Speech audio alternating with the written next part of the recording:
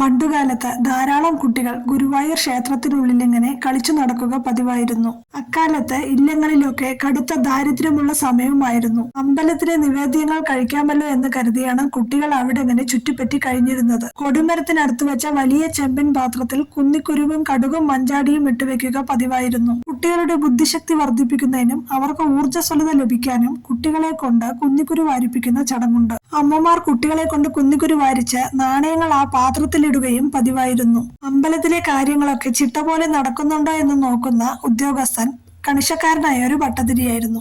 കറുത്തു തടിച്ച് ഒരു കണ്ണു ചെറുതായ ആ ഭട്ടതിരിയെ കാക്കക്കറുവൻ എന്നാണ് പലരും വിളിച്ചിരുന്നത്. ഒരു ദിവസം ഭട്ടതിരിയുടെ മുന്നിൽ ഒരു പരാതി എത്തി. കുട്ടികൾ കുന്നിക്കുരു പാത്രത്തിലെ നാണയങ്ങൾ എടുത്ത് പഴം വാങ്ങി തിന്നുന്നുണ്ട്.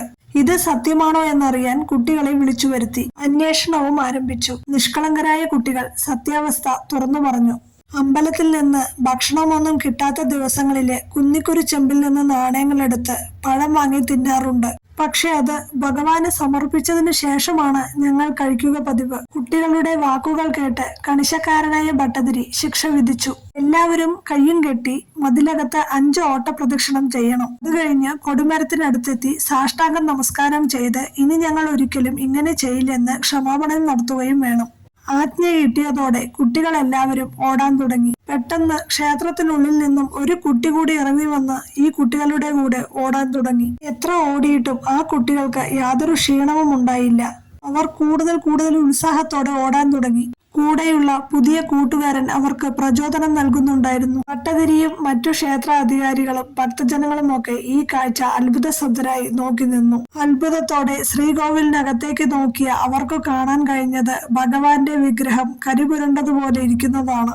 അതോടെ ഭഗവാനാണ് കുട്ടികളുടെ കൂടെ ഓടുന്നതെന്ന് എല്ലാവർക്കും ബോധ്യമായി. തങ്ങളുടെ തെറ്റു മനസ്സിലാക്കിയ അധികാരികൾ ഭഗവാനോട് ക്ഷമാപണം നടത്തി. അവർ ഉച്ചത്തിൽ ഭഗവത് നാമങ്ങൾ ജപിക്കാൻ തുടങ്ങി.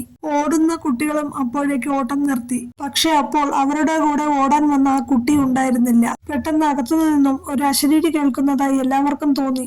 ആ പിഞ്ചു കുട്ടികളെ ഇത്രയും വലിയ കടുത്ത ശിക്ഷയ്ക്ക് വിധിക്കേണ്ടതില്ലായിരുന്നു. അനാഥരായ ആ കുട്ടികൾ വിശപ്പ് സഹിക്കാൻ വയ്യാതെയായപ്പോൾ എന്നോട് ചോദിച്ചതിന് ശേഷം ആ കുന്നിക്കുരു പാത്രത്തിൽ നിന്ന് നാണയമെടുത്ത് പഴം വാങ്ങി. എനിക്കും അത് സമർപ്പിച്ചതിന് ശേഷമാണ് അവർ കഴിച്ചത്. അപ്പോൾ പഴം തിന്ന ഞാനും ആ ശിക്ഷ അനുഭവിക്കണ്ടേ? അതുകൊണ്ട് എന്റെ സന്നിധാനത്തിൽ വരുന്ന ഒറ്റ കുട്ടിയും പട്ടിണി കിടക്കാൻ ഇടവരരുത്. അവർക്ക് ഉച്ചപൂജ കഴിഞ്ഞാൽ നിത്യവും ചോറ് വിളമ്പിക്കൊടുക്കണം. എനിക്ക് നിവേദിച്ച വിശിഷ്ട നിവേദ്യങ്ങളിൽ ഏതെങ്കിലും ഒന്ന് അവർക്ക് കൊടുക്കുകയും വേണം. എന്നും അവരുടെ വയറ് നിറഞ്ഞു കാണണം. ഈ വാക്കുകൾ കേട്ട് എല്ലാവരുടെയും കണ്ണുകൾ നിറഞ്ഞു. അവരെല്ലാവരും സാഷ്ടാംഗ നമസ്കാരം ചെയ്ത് ഭഗവാനോട് ക്ഷമാപണം നടത്തി. കുട്ടികൾ ഒന്നും അറിയാത്തവരെ പോലെ തരിച്ചു നിന്നുപോയി.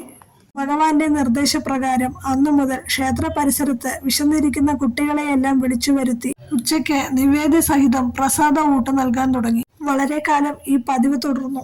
ദരിദ്ര സേവയാണ് നാരായണ സേവ എന്ന് ഭഗവാൻ എല്ലാവരെയും ബോധ്യപ്പെടുത്തി കൊടുത്ത സംഭവമായിരുന്നു അത്.